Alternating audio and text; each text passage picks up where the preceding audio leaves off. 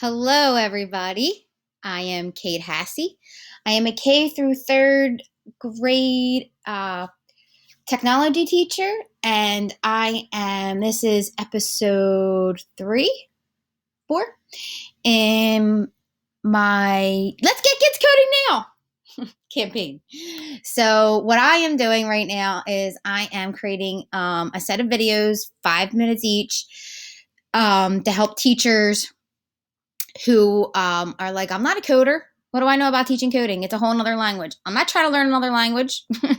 So I'm teaching you because it's easy. It's not as hard as you think. It's not as bad as you think. You can do it. They can do it. I have my kindergarten through third graders learning coding.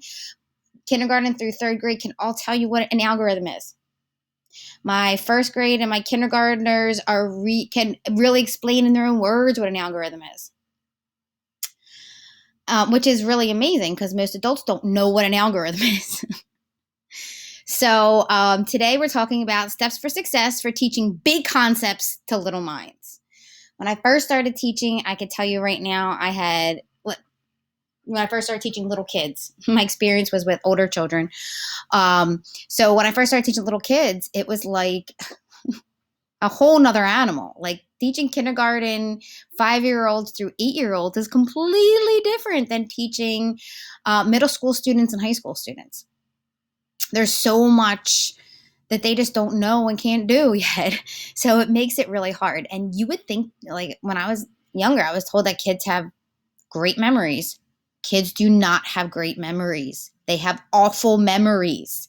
You'll learn a whole thing. Everybody in the class will know it. And you'll go in the next class, say, what did we learn in the last class? I'll be like, I have no idea. Now, sure, granted, it was probably a week later or a day or two later or a week later, whatever. And they couldn't tell you what they learned in the last class. So I have learned so much in my past 5 years of teaching big concepts to little minds. I thought I would share.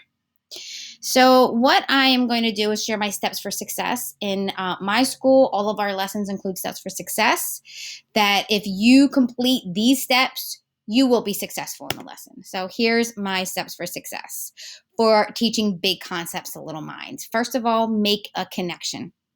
Make a connection. An algorithm is a set of directions. An algorithm is a set of directions.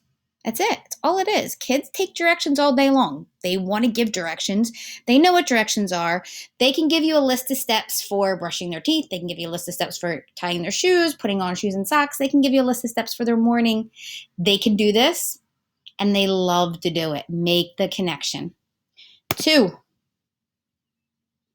use a little song and dance. Every single one of my lessons has one of these elements. I have found some really incredible songs on YouTube for algorithms. And like you play the song and it gets stuck in the kid's head, and the kid, when you ask them the definition, they'll sing you the song. Songs are catchy, they get stuck in your head.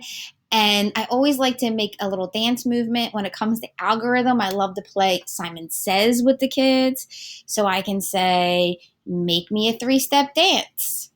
So it's an algorithm. So that's what I had in the last class. The kids that made a 3-step dance. Think Pair shared it together, even on Zoom. Created the dance, came back, and taught us each the algorithm for their dance. So break these concepts up into things that they enjoy and understand.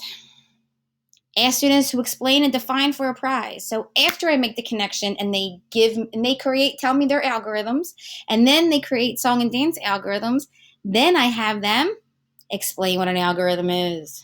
Tell me what an algorithm is. A lot of times in the very beginning, they can't do it because they don't know what you want them to say. So with little kids, what is an algorithm? It's a set of, so I started saying it, set of, and they'll say steps. And then they get a prize. Practice makes it fun. Practice, practice, practice, and make the practice fun. Cutting, pasting, Simon Says.